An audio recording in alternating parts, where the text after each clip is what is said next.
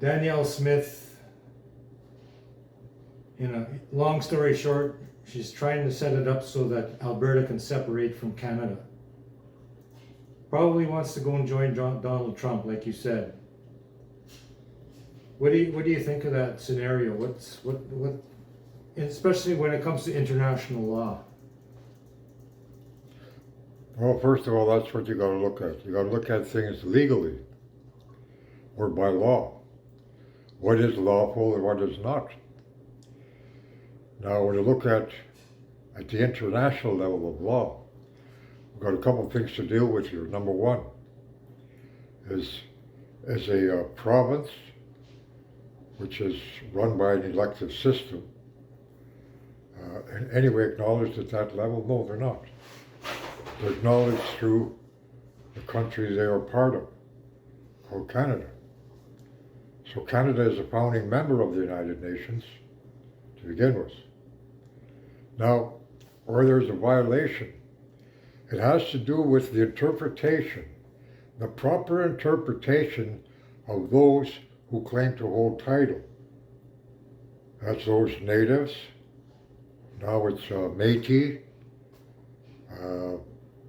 There's also the various chief and council organizations. They're all claiming, in some respects, ownership. Now, having said that, and having looked at that, neither one of them, none of the people mentioned here, including Danielle Smith, has any business whatsoever to disregard the legal procedure that she should go through and must go through, first of all, by activating that so-called appointed and acknowledged lieutenant governor of the province. The lieutenant governor is a representative of the Crown. The Crown is involved directly through the international world through these treaties. Now, when I say these treaties must be brought to the international level, well, they must be brought to the international level by Indian people. And the only ones that can do it are signatory Indian tribal people. The only ones. Now that's not something that anybody can proclaim. The qualifications are not just a matter of, I want to join this club. No, I'm sorry. We're talking about a living philosophy. Not a culture, not a melting pot, like a lot of these organizations, native-run organizations, are funded to do. Now, having said that, the government of Alberta is, first of all, I look at it this way, they're guilty. A tribunal should take place where people like her can be dealt with. If she wants to assume that she has that much power to separate it from a country that she actually swore her allegiance to, and the law to uphold, that in itself involves, when I would look at it straight out, that's treason. She's about to commit treason. But I look at the whole perspective in that, I'm not trying to get ahead of anybody, I learned from a lot of people out there, and it's not a matter of being convinced. What they're trying to put in place, and she could be an example of trying to be a part of, is the next step in this area leading to the New World Order and its establishment globally. Now, the New World Order, it's not a matter of when it was announced. It's been announced several times. A couple of times George Bush's area, old Bush, not George Bush Jr. Now, the New World Order is one world government, backed up by the world's military. All right, let's have a look at that. What is she going to do with all those who oppose her? Has she already decided because of the visit she's done down south with the orange man there, Trump. Have they cut a deal already? See what I mean? So where Trump is now saying things like, I would never take Canada by force. Don't trust him. You can't trust him, nor you can trust her. Now I have no, any bone in me that's protecting Canada. I don't agree with Canada, its policies, because an Indian can never be a citizen of a white civilized nation. I've been teaching that for years. And they can't assume jurisdiction over you, otherwise they're committing the crime. And the crime is treason. So I know these things. I presented these things to judges at the provincial level all the way up to Queen's Bench, now King's Bench. The point of it is, what they're doing, and this is what you've got to be very careful of, what they're doing is they're acknowledging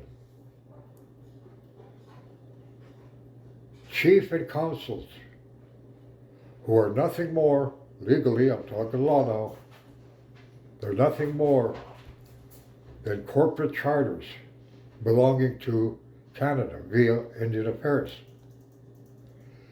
Now, people have complained to me about different situations on a reserve which Indian Affairs would not resolve, and they showed me the letters responding from Indian Affairs.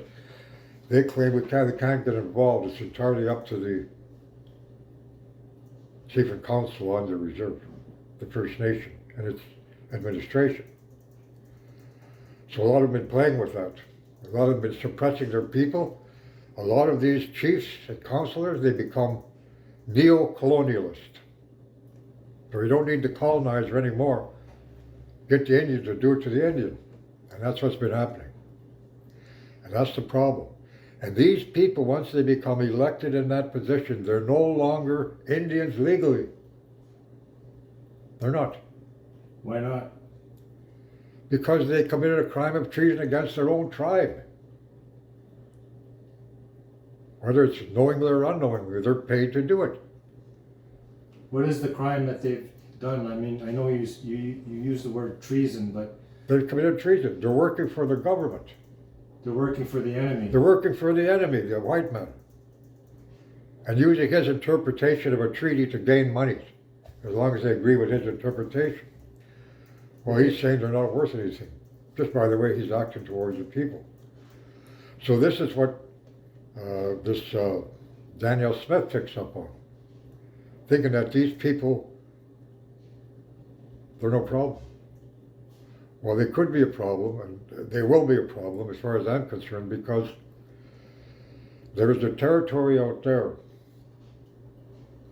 Kiseynew, the Rocky Mountains.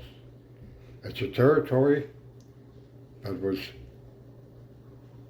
put under the protection of the tribe, and there's other members of that tribe that have been growing for a few years now. There's members all across this country. Signatory Indians, removed from Indian Affairs. So that territory can't be touched. Wherever the people are going to be occupying, you can't touch it. That's it. But again, you have to be a legal Indian, meaning signatory. Well, let's get into that a little bit deeper. Like, there's 3 reserves in northern Manitoba, northern Alberta, who have sent a letter to Danielle Smith. It doesn't come out right and say cease and desist, but that's the effect of it. And they say if you don't like living up here, you're free to go and live somewhere else. Now, what do you think of these chiefs that have done that? Well, what could I say? Whoopee. Can you back it up legally? They think they can. They've got 100 lawyers working for them. No, then they're dead. Why? Lawyers cannot represent them. Lawyers give their allegiance to uphold the law of the crown, not the law of the Indian. Those chiefs don't know who they are. They don't know their own law. They don't. Otherwise, they wouldn't have a problem if they knew who they were. See, that's the whole key to the power of a living philosophy, as our ancients had up until recently, meaning the 1800s or a little before. And I often say, people, get your mind out of the 1800s. Look to the past. The thing that the Europeans feared the most was the spiritual power of the American Indian. They experienced it. It took a lot of our people over there. They were enslaved. They were sold on the meat market. 10 million Indians in the Caribbean within 10 years after the right of discovery by Christopher.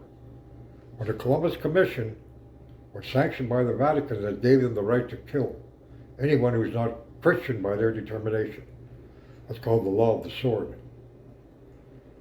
So those who carried the law of the sword, you'll find them right among us today. They defend with religion. They use the sword to kill. Well, look at the Christians of today. They pray to their God, they go up to fight another country for the oil in the ground. And they lie to the young men and young women and tell them, you're patriots, you're heroes, you're great citizens. That's the lie that Indians have got to come to understand. So you can stand up and tell Daniel Smith, you know, she can kiss my jeet or whatever you want to say. It don't mean nothing. What matters is when you find out who you are, then maybe you'll get somewhere. See, first of all, they'll ask, what qualifies me? Wouldn't you want to know? What qualifies me is what I know and what works. And what qualifies me is one individual who passed it to me prior to his demise. I was the late Meredith Quinn. Dakota signatory, also international legal advisor registered with the United Nations Law Department. So he knew, for example,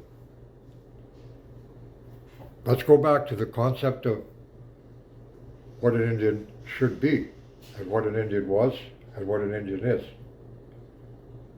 There's very few left. For example, Meredith, he only had a grade 8.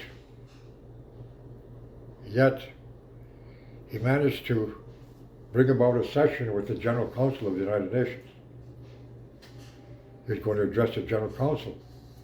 That was a time when there was a war going on at a place called Wounded Knee Village.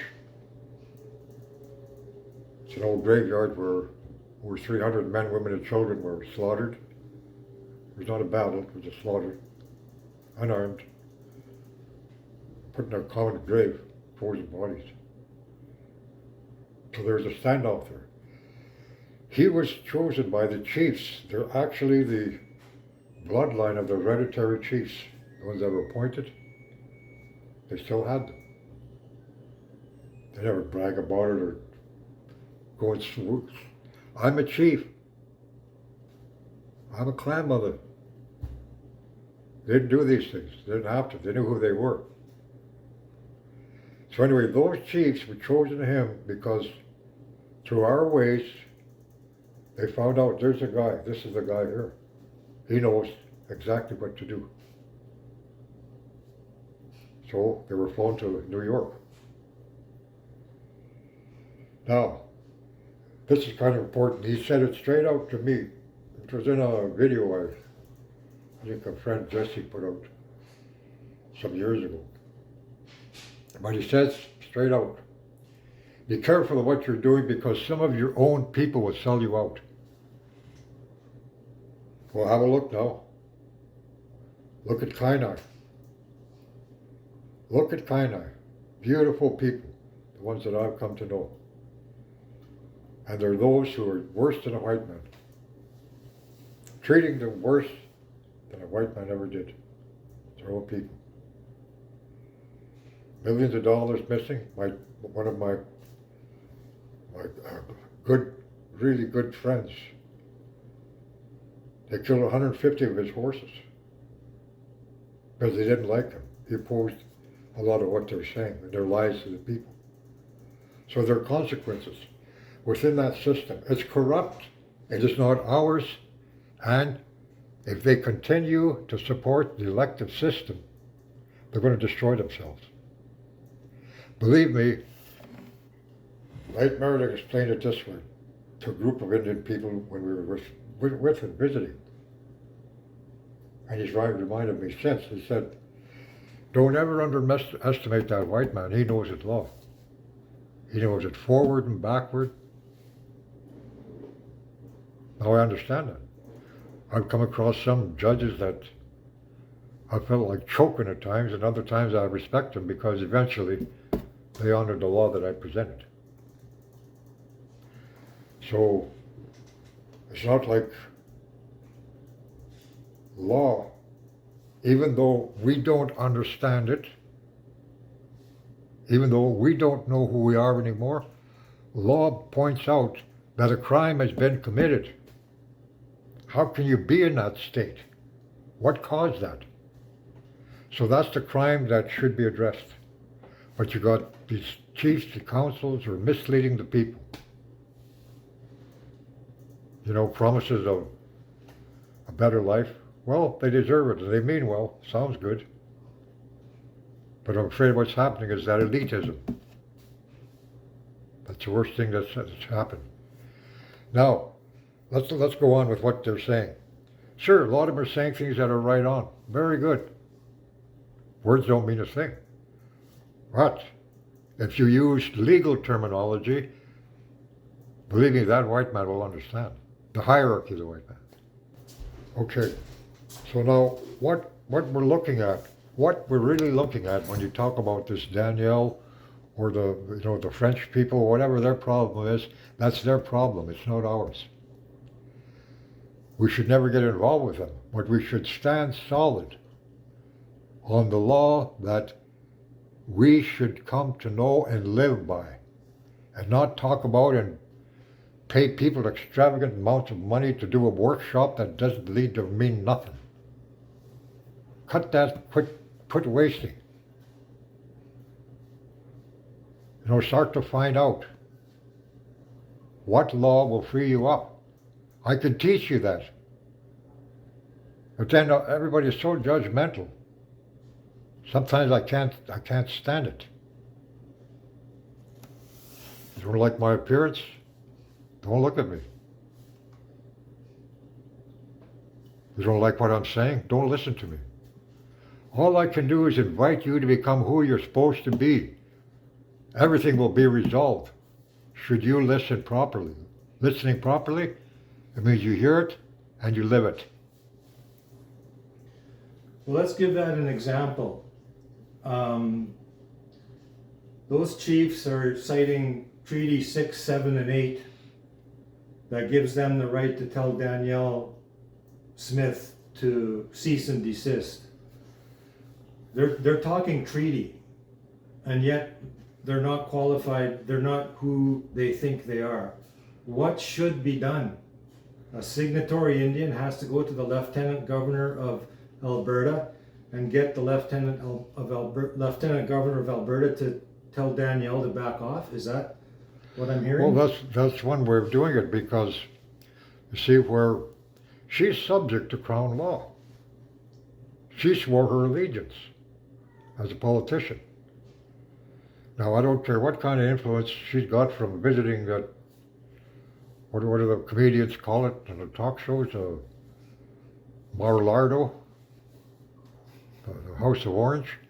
Well, whatever's influenced her down there, her intention is to do the same thing, bulldoze, just like he does. He tries to bluff everybody. Tries to call their bluff. I'm going to take this country, I'm going to take that, we need that, we're going to do, you know, because he thinks he's got the backing of all these billionaires. I don't care what the backing is. It comes down to law. If people really understand and come to know the law, and I even mean white people, if they really want to know, they should damn well listen up. They should start helping people like me before I'm gone to get that school started. And I don't mean a builder like you. I mean a place where the people will be free to learn what it is that they need to do on this earth, more so than those who are destroying it. But to use the law properly to stop the destroyers, to put them in their place. How do you use the law properly then? Considering all these other people don't know who the hell they are and they're relying on $5,000 a day lawyers. Well, this is it, where when you're living it, I try my best to live it. I don't ask anybody for anything. I accept what they give. That's the whole way. Well, that's how I live.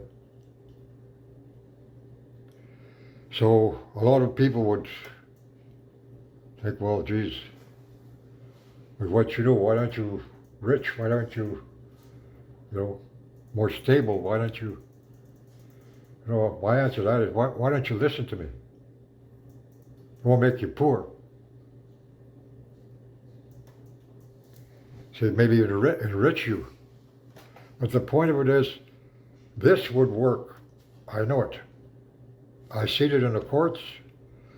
I seen and listened to Meredith and checked out the places where he took back title. He took back title. And it was harder for him because they're under United States, they're under corpus juris secundum, second law of the land. Up here we're dealing with Crown of England, direct sovereignty. I'm going to give you chiefs something to think about, you elected chiefs. I'm not against you. I'm against a system that does not belong to you, me, or your children or mine. It doesn't belong to any of us and it will destroy you. Now, treaties.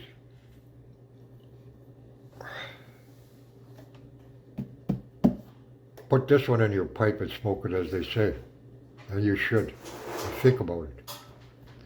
Treaties can only be based upon peace.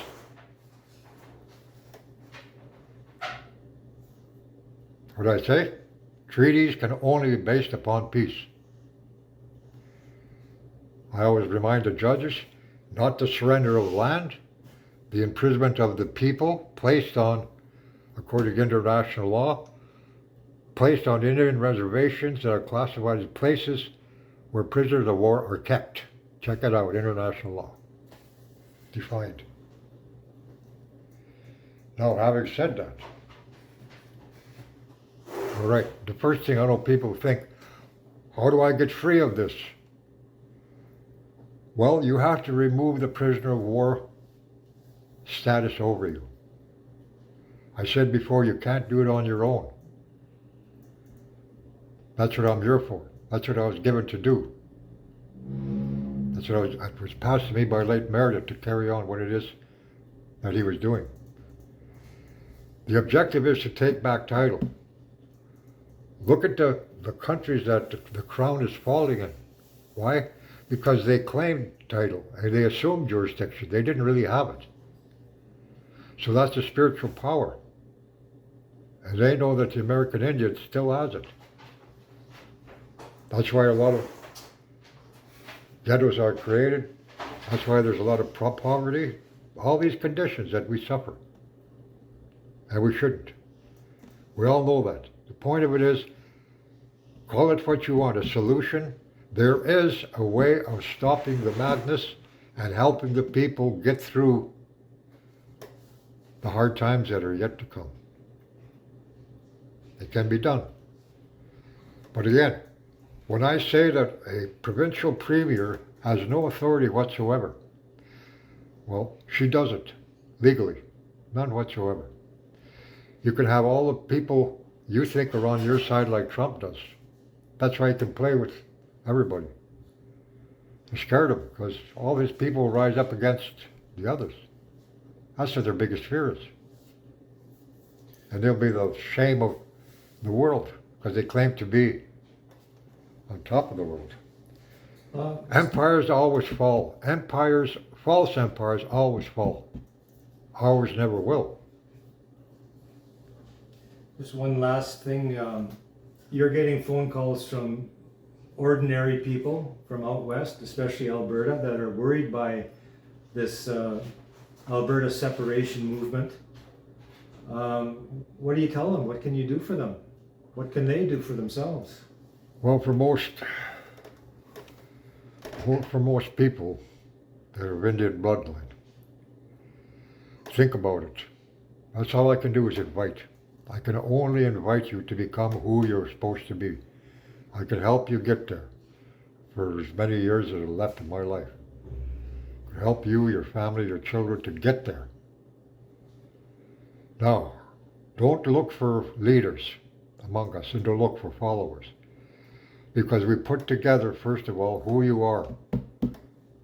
Put the families together. And that's happened in quite a few areas now. So for you to do something for the good of everyone, that's the best way to do it. I remember a policeman who was, a couple of Mohawks were bugging me about it. I just laughed at him. But one of the cops in one of the cases that I handled in Cornwall, Ontario, it was involving a cigarette train. Anyway, after I made the presentation in the court, and I was warned about this judge, he's a ex-military, militaristic guy. Well, him and I had a talk almost an hour. And I explained exactly who he's trying to convict. That was a Ongwahone woman, Ongwahone. And she stood solid on the law, because she is the law. Now, the presentation not only opened up the mind of that judge. When we left into the foyer just outside the courthouse, there was a cop coming up to me and he didn't know what to do. He kept giving me his hand back and forth. Didn't know, so I just took his hand. I shook. I asked, what detachment are you with? He was plain clothes. He said, I was sent here to observe by the OPP, to observe this case. I said, well, what do you think? He says, I'll tell you, sir, if this could happen, what you're talking about, I think we're going to see peace, the real thing. That's exactly what he said. And he said, I was invited, or I was sent to invite you. Because there's a few of us that wanted to hear from you. We had looked at some of the things that you've been saying. So that was his answer to it all. This is a cop that just wants peace. And he wants to see it happen. He wants to see it lived. I think there's a lot of people that want to see that. There's a lot of them that don't want to know. Yeah. There's a lot of them, of course. I'm not praising a department. I'm praising an individual who had the guts to come forward and ask an Indian how to resolve the problems that they have, even their own problems. But there's an example how the law can work. But I often said it. I want to be cloned before I leave, because we've got to get the word out. I talk about a school. I'm talking about a building. That could be done, but it'll have to be the people to do it. So I invite you to do that. You can stay in touch. You can stay in touch. We're part of Red Thunder.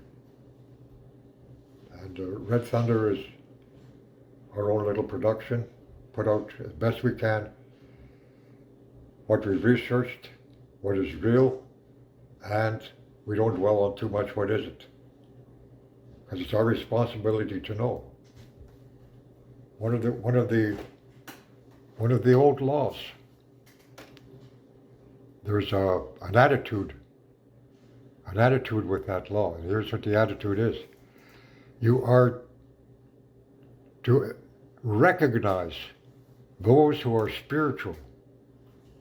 You may be fortunate enough to meet some who appear to be but are not spiritual beings.